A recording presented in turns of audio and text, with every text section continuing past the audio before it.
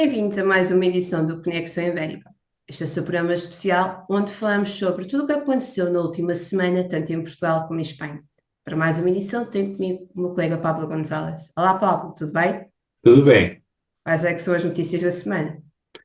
Bueno, la primera, un análisis que hacemos de los programas de los dos principales partidos y analizamos los que recogen contenido ibérico y menciones a España.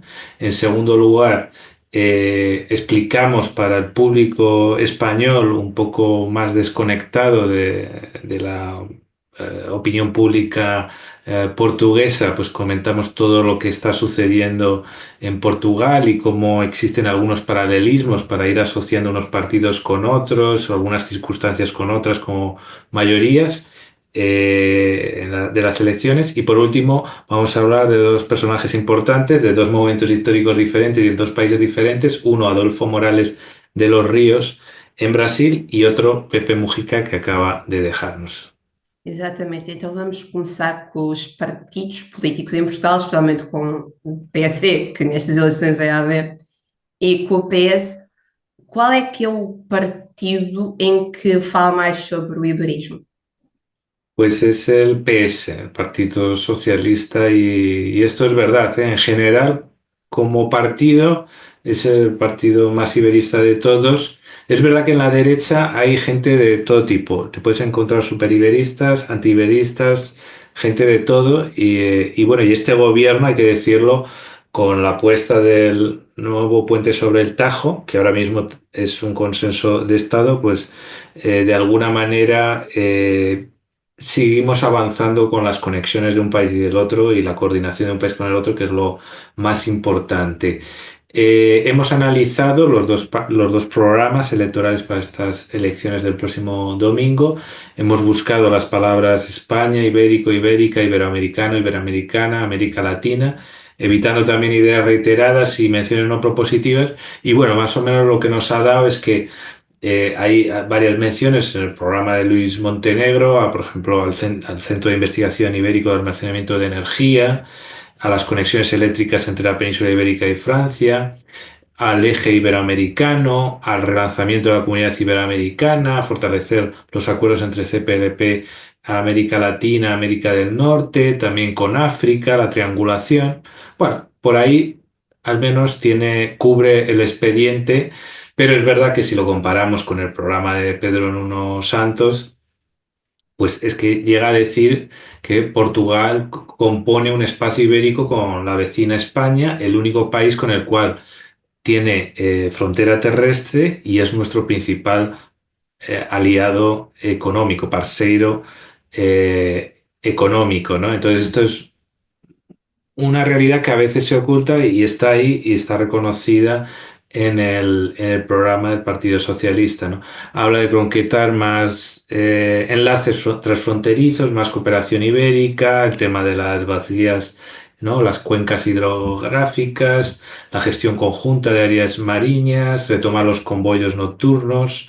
En este caso, en el tema de las infraestructuras, aunque en el programa del PSD no venga, sí que es verdad que está en el programa de gobierno, entre comillas, en el plan, que lo hemos explicado aquí, ¿no? En el Plan Nacional Ferroviario. Entonces podemos asumir que hay un gran consenso y ahí sí que hay una coincidencia entre los dos partidos, ¿no? Y de mejorar las infraestructuras y la conexión de las infraestructuras a todos los niveles entre España y Portugal, ¿no? Entonces también habla de eso, del nuevo puente, pues eso, las redes de transporte, las interligaciones, estimular la presencia de Portugal en América Latina, más protagonismo de las organizaciones del espacio iberoamericano, todo esto en el del PS. Entonces, en las oportunidades del acuerdo Mercosur-Unión Europea, todo esto que lo hemos abordado en el trapecio. Entonces, por así decirlo, esta visión reformista iberista de pequeños pasitos y el iberoamericanismo, ¿no? Como un espacio también donde Portugal puede desarrollar sus intereses y obviamente España, pues está en ambos programas, pero claro, en el Partido Socialista sustancialmente más, incluso dándoles el beneficio del programa de gobierno. Le gana un poco o bastante el Partido Socialista, ¿no? Es más prolífico, hay más consideración. y reconoce ese espacio ibérico. Y está ese puente que es verdad que es consenso, entonces por ese sentido nos damos por satisfechos en general, pero informamos a nuestros lectores esa comparativa de programas políticos. E agora os nossos candidatos a possível primeiro-ministro ou primeira-ministra, também temos candidatas mulheres, como é que os podemos apresentar para o público aí em Espanha? Pues bueno, tenemos que hacer relaciones que a veces son un poco forzadas, pero a veces hay que simplificar, ¿no? En primer lugar, hay que explicar que esta campaña ha sido maratoniana, pero ha estado permanentemente eclipsada, ¿no? Contraprogramada por acontecimientos históricos. Es verdad que tampoco había tanto interés porque sabemos que cuando tú repites mucho las elecciones, los ciudadanos se cansan, ¿no? de votar, ¿no? Y esto lo sabemos bien en España. Pero es verdad que en esta ha tenido la mala suerte de que ha dejado para el final ese debate público o esa campaña más donde la gente, los ciudadanos, las televisiones, el mundo entero presta más atención, ¿no? Y ahora ya ha llegado ese momento, ¿no? De ya pues, nos podemos centrar en la campaña, ¿no? Decían en un conocido programa de Radio Observador. Entonces, pues eso, nosotros también estamos acelerando mucho en esta semana para ofrecer toda esta información y básicamente pues estamos explicando pues todo, de dónde viene pues eso, los escándalos de Luis Montenegro, de dónde viene Pedro Nuno Santos, que viene de un joven ministro de Antonio Costa, que salió del gobierno. Todo esto lo estamos comentando en el trapecio y nuestros lectores lo pueden leer tranquilamente en nuestra página web. También la diferencia clásica confusión, ¿no? de los socialdemócratas, del líder socialdemócrata es el líder de la derecha, el líder de la coalición Alianza Democrática y el líder del partido, de uno de los partidos de derecha, de centro derecha, mejor dicho, el PSD, ¿no? Tashega, que es más conocido, ¿no? Que el Vox Luso, decimos aquí. ¿Qué más comparativas? Pues bueno, explicamos también cómo en Portugal se han formado tres grandes partidos y parece que con gran consistencia, ¿no? Que es, del bipartidismo hemos pasado a un tripartidismo. Y esto lo que hace es que como hay vetos cruzados, lo que hace es que es más complicado conseguir ya no la mayoría absoluta que está muy lejos, sino ya simplemente una mayoría simple. Es decir, necesitan, aunque en Portugal no hay voto de investidura y es el presidente de la República quien indica el candidato que tiene más apoyos, lo cierto es que para no ser, para que no caiga el gobierno, por ejemplo, en el voto del programa del gobierno, que haya esa votación ya una vez conformado el gobierno, pues necesita que o el Partido Socialista, como ocurrió en esta legislatura, o llega, se abstenga, ¿no? Si eso ocurre, es decir, si no tiene mayoría absoluta, ¿no? Vamos a ver, lo que sí es verdad que Montenegro es el favorito. Existe el empate técnico en las encuestas, la posibilidad, pero está claro que es la parte inferior la que tiene el Partido Socialista y teniendo también unos partidos a su izquierda donde van perdiendo fuelle, ¿no? Entonces, hablamos también de eso, de la pluralidad de partidos que existen, ¿no? El CDS, que es un poco más a la derecha, pero que está dentro de la coalición de AD, esta iniciativa liberal, que sería como un Ciudadanos español, ¿no? Que es liberal, no tan liberal, ¿no? como Milei, pero sí que es verdad que han conseguido consolidar un espacio donde en España es verdad que creció muy rápidamente, pero después cayó también muy rápidamente. ¿Qué más? Está el Partido Comunista Portugués, que normalmente está bajo la marca electoral CDU, Coalición Democrática Unitaria, lo cual, claro, estas siglas ya el lector español empieza a perderse, ¿no? El Bloque de Izquierda, que puede ser un Podemos un poco más moderado, de esta última época de Podemos, porque antes tuvo una época un poco más pragmática. Libre, que es como un Sumar portugués, que es como un bloque de izquierda más pragmático que el bloque de izquierdas, ¿no? Y bueno, a veces más habilidoso, ¿no? A la hora de actuar en política. El PCP y el BE está intentando llamar a veteranos para que le saquen las castañas del fuego, ¿no? Y bueno, pues vamos a ver cómo se desempeñan, pero la izquierda en general lo tiene bastante complicado.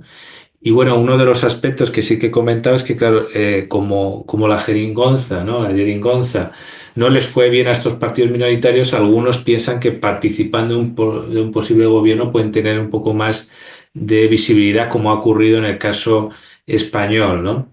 Ese debate está abierto, no va a ser fácil.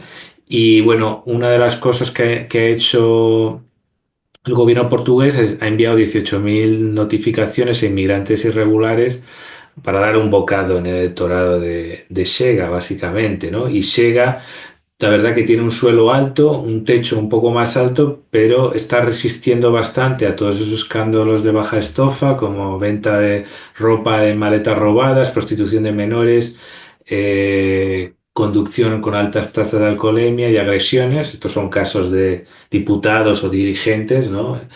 Y Trump, todo parece anunciar que tampoco le ayuda mucho, ¿no? Por la mala imagen que hay, ¿no? Eso sí, por lo que sé, y tú misma, Andrea, me lo has comentado, pues en redes sociales, en particular en TikTok, sí que el discurso de Chega consigue llegar más lejos, ¿no? Veremos en qué se traduce ese voto, ¿no? Ha habido varios altercados con gitanos. La extrema derecha en general, no solo Chega, sino otros más a la extrema derecha, se han movilizado contra extranjeros y musulmanes. Y bueno, pues la verdad es que las encuestas lo que tenemos a mano es eso, AD con un 32%, PS con un 28%, Siega puede llegar hasta el 20%, Iniciativa Liberal sorprendentemente un 6%, que podría capitalizar parte de ese desgaste de Montenegro por ese escándalo con el tema de las empresas familiares, inversiones inmobiliarias, y los partidos a la izquierda van perdiendo un punto porcentual y ya venían en caída. Entonces, pues bueno, parece que Montenegro va a ganar, lo que no sabemos si claramente o vamos a estar otra vez en la rueda esa de la ingobernabilidad. Esperemos que não. Agora, para terminar, vamos falar do arquiteto e daquele homem que chegou a ser considerado e tudo o presidente mais pobre do mundo. Fala-nos então um pouco de Morales de los Ríos e como é o Pepe Mujica. Muy bien, pues es un artículo largo de un descubrimiento que hice, porque normalmente yo tengo bastante localizados los españoles que contribuyeron a Brasil. Y en este caso no lo tenía bien identificado, porque es verdad que hay una serie de profesionales que hicieron carrera en Brasil y estos me interesan menos. O sea, me interesa la experiencia, pero me interesa el que hace también, construye el país y construye digo metafóricamente, y construye también la relación entre los dos países, es decir, que haya como un hilo iberista, paniberista, que se enlace como ese brasilianismo y ese hispanismo simultáneos, ¿no? Y en este caso es, pues eso, un español que hizo una contribución patrimonial, académica, intelectual, dejando una huella arquitectónica e historiográfica muy grande, ¿no? Él valoró mucho el Mudéjar y dejó el Mudéjar también allí en Río de Janeiro, ¿eh? En España tiene el Gran Teatro Falla y en Brasil tiene, por ejemplo, el Teatro Riachuelo en Cinelandia y también la Basílica Inmaculado Corazón de María en Meyer, ¿no? Y también otras contribuciones orientalistas. Realmente el artículo es muy largo, yo pido a los lectores que estén interesados que se centren en ello. Y realmente él estuvo muy interesado por la historia de Brasil, la historia entrelazada entre España y Brasil, también el periodo filipino, los españoles en Brasil, de su contemporaneidad. Estamos hablando de una persona que nace en 1858 y muere en 1928 y pasa más tiempo en su vida en Brasil que en España. Y bueno, y todavía falta por investigar en el Instituto Histórico y Geográfico de Río de Janeiro sus inéditos, gran parte de su obra allí dejada, escrita, y bueno, y nos quedan los grandes edificios que él dejó en Río de Janeiro también, con un estilo ecléctico, el Museo Nacional de Bellas Artes, por ejemplo, pero un montón de ellos también, especialmente en Cinelandia, donde también otros españoles actuaron en la zona. Y bueno, pues yo animo a todo el mundo que investigue un poco sobre la obra arquitectónica de Adolfo Morales de los Ríos y que no la confunda con el nombre anónimo de su hijo, que también contribuyó y que incluso escribió la biografía, pero que se llaman del mismo modo.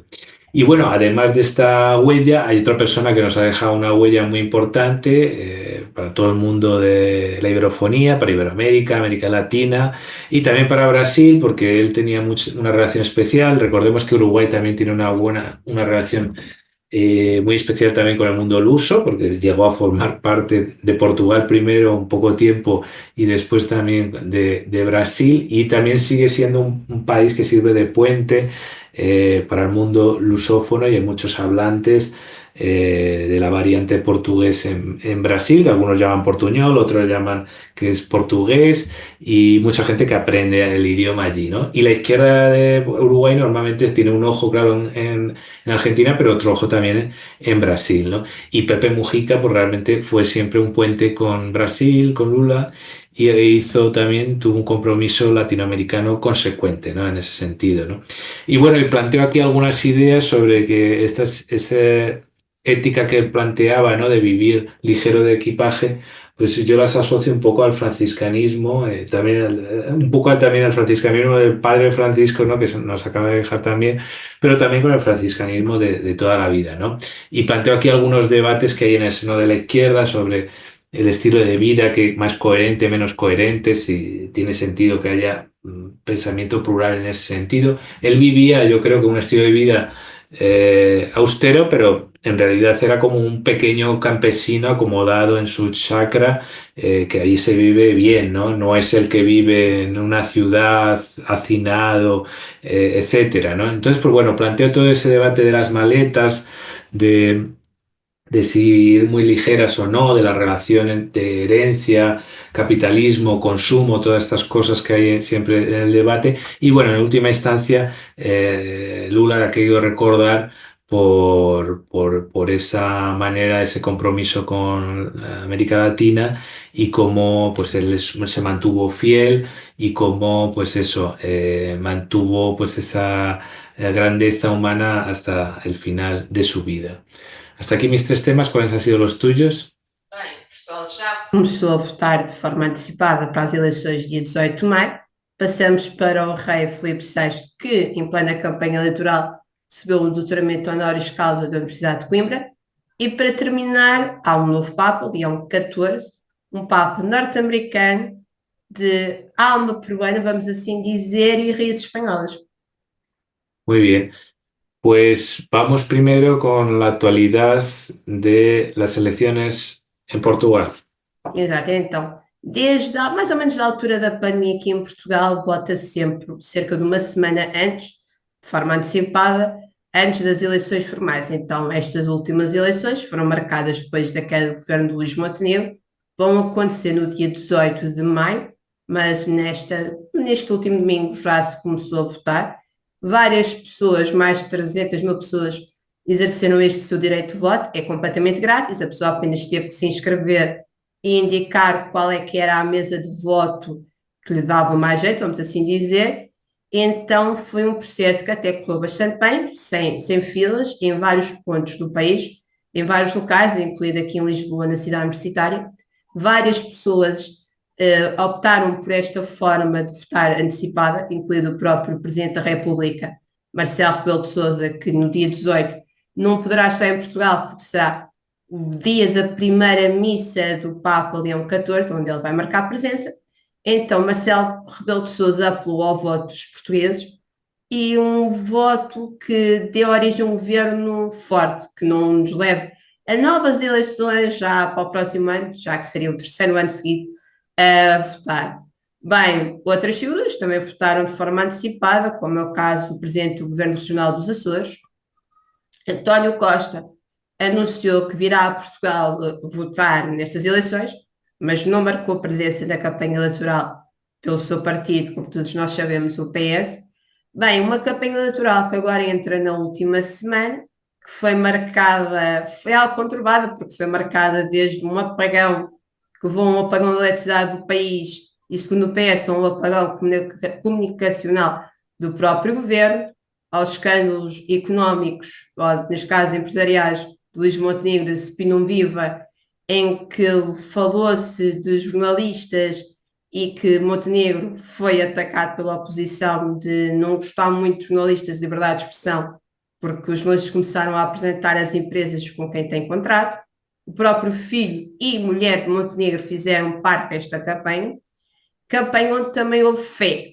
Houve fé, já que num ato de campanha eleitoral, a comitiva do PSD e o grupo de peregrinos onde seguia a mulher de Montenegro se cruzaram e aquilo foi filmado, onde a oposição acusou o PSD de estar a usar a fé como arma de campanha eleitoral.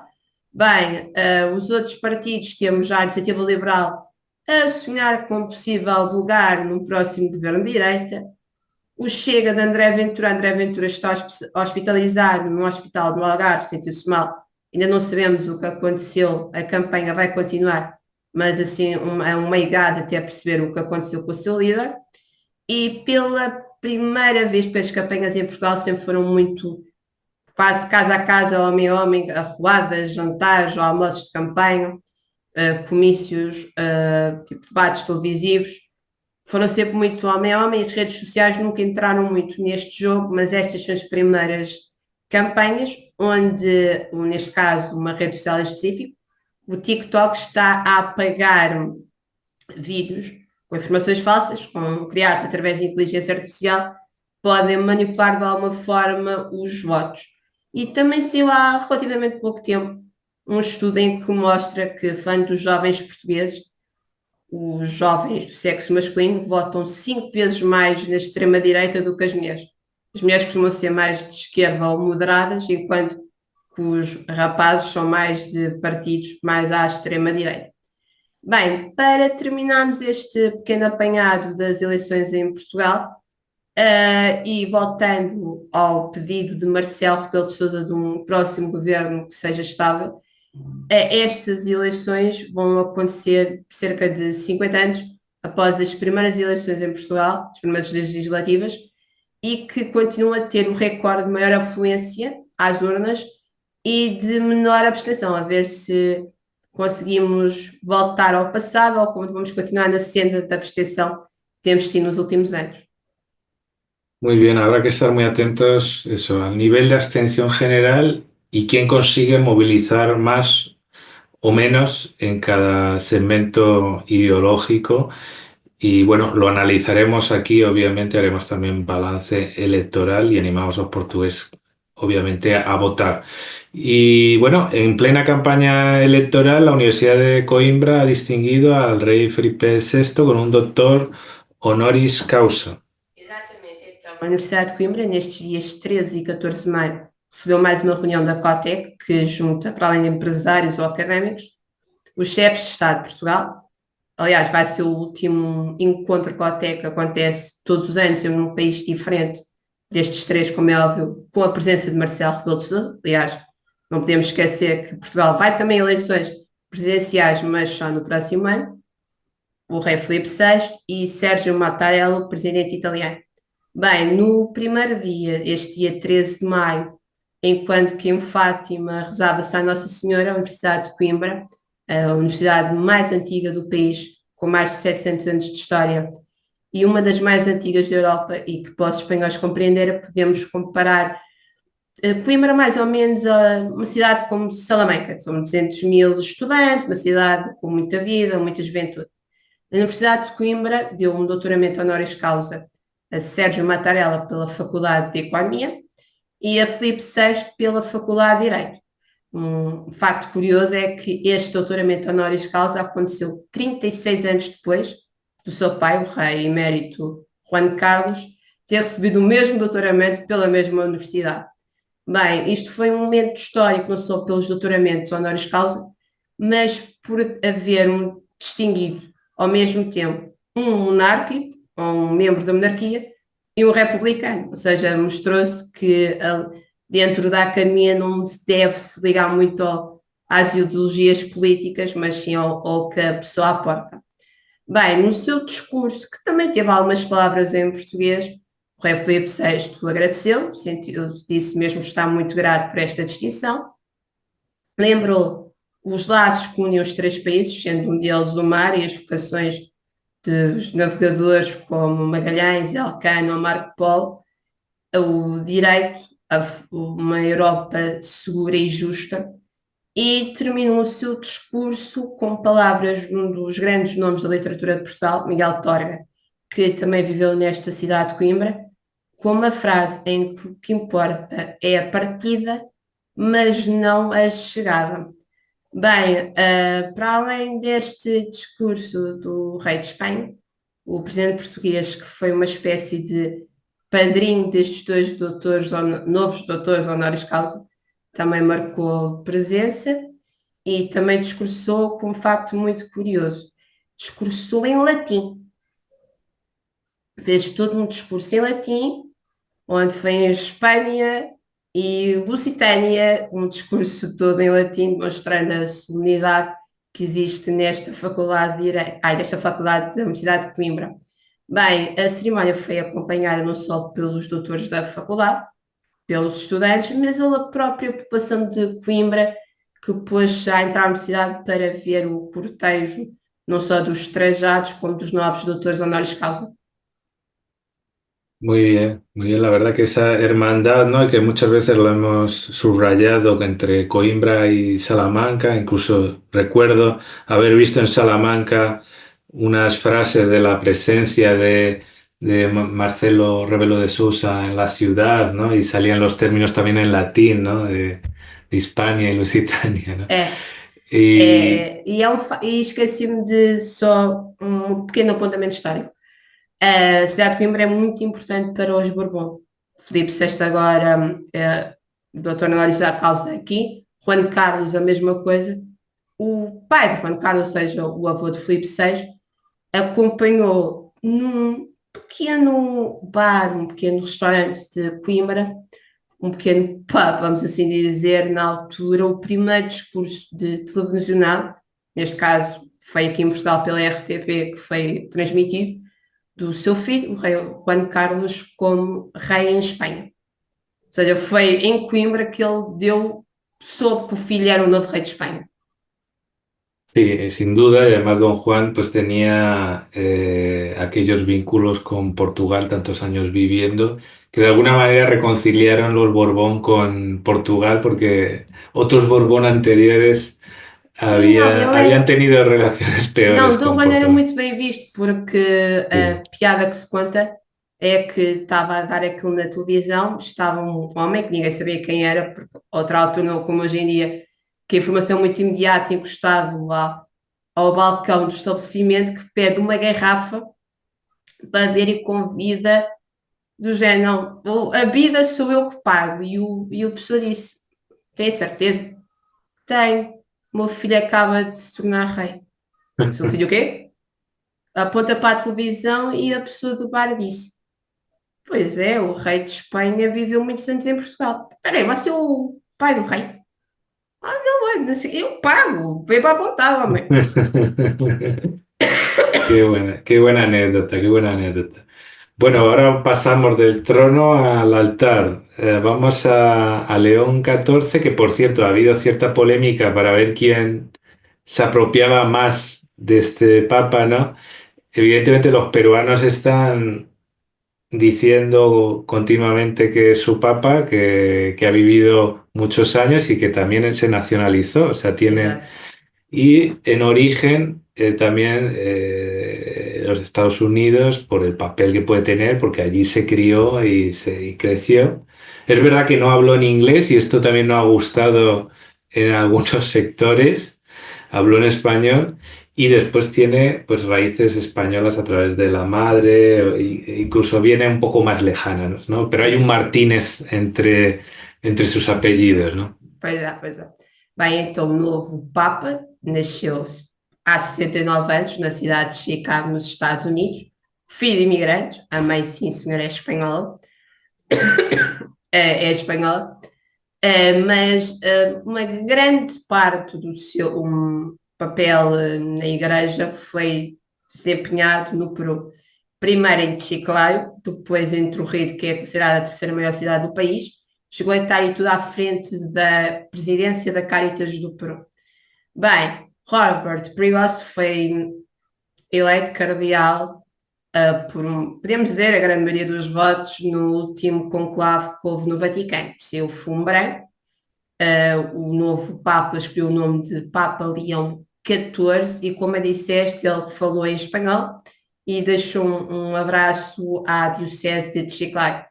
E acredito que entre americanos e peruanos, os peruanos estão mais contentes com o seu novo Papa, que os americanos não estão a olhar muito para o que está a passar no Vaticano. Ainda, pode ser que olhem mais no futuro. Bem, este Papa é um Papa com grande ligação não só para a América Latina, mas, como eu disse, esta Espanha, filho de uma espanhola. Aliás, há um facto curioso, que agora começamos a saber muito da história deste novo Papa. Bem, o cardeal Pregoso, ou seja, Leão XIV, tem tudo no Peru uma afilhada que ele deu o nome da sua mãe espanhola. Bem, mas também tem ligações a Portugal e ao Brasil. Aliás, um dos seus braços direitos, enquanto desempenhou funções no Peru, é brasileiro. E ele fala, como os cardeais portugueses já disseram, muito bem português e tinha sido convidado para participar antes do conclave destas peregrinações em Fátima. Primeiro a 13 de maio, quando veio o anúncio que iria haver um conclave, que o Papa tinha morrido, que ele era porque em todas as peregrinações há um cardeal convidado para dar a cerimónia oficial. Este ano foi um brasileiro, mas o primeiro escolhido tinha sido o novo Papa Leão XIV. O cardeal, na altura, quando soube do conclave, teve que adiar, porque o conclave foi 4 dias antes do 13 de maio, mas o combinado era: eu vou ao conclave no 13 de outubro, que é a última cerimónia, cai em Fátima todos os anos, também no dia 13, estarei presente. Houve eleição, ele é o novo Papa, como é óbvio, não poderá estar presente a 13 de maio, mas já afirmou aos cardeais portugueses que vai, não virá a Fátima como cardeal, virá como Papa. Não se sabe indicar ainda muito bem, é uma data em específico. Já se começou a filtrar um pouco qual é que será a agenda deste novo Papa. Acredita-se que irá primeiramente à Turquia, provavelmente à Ucrânia, e é capaz de voltar à sua casa, que neste caso será o Peru. Portugal acredita-se que possa estar aí na agenda, não se sabe é quando, mas pronto, temos um novo Papa.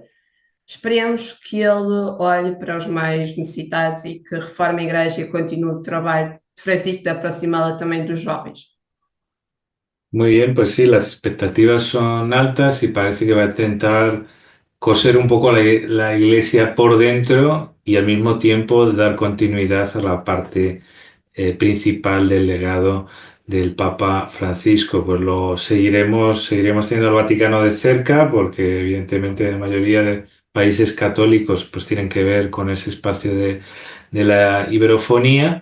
Y bueno, este ha sido el repaso semanal de las principales noticias en español y portugués de España y Portugal. Ya sabes dónde encontrarnos, en YouTube y en redes sociales. Hasta la próxima semana. Até a próxima!